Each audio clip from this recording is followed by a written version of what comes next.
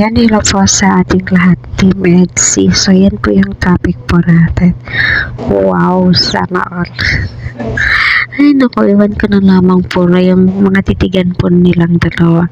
Kapag pagsamasamahin mo yung banding po nila, ay tilay, pwedeng-pwede na po isasalang sa jowa challenge, diba? Sana all. Pero mas mainam, ika nga ng supporters na kahit wag ng jowa challenge kasi nga baka mailang daw po itong si VNC. So may punto naman din po So sabi nga po ni VNC sa isang video clip na parehas tayo ng iniisip.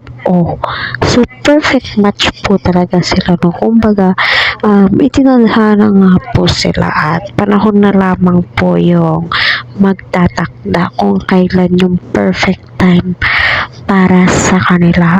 Kung iisipin mo din mabuti napakaswerte ni Edo kasi nga sinasamahan po siyang mag-scout ni VNC papunta kay Jeneline, pagtinda ng mga barbecue, sana all, may mga ganyan. So, napakaswerte ka na lamang po talaga, kapag makahanap ka ng isang babae na susuportahan ka.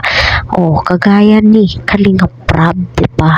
Andyan lang yung misis niya, nakasuporta sa kanya, kahit saan si Sir Ram, ay andun din po siya, diba?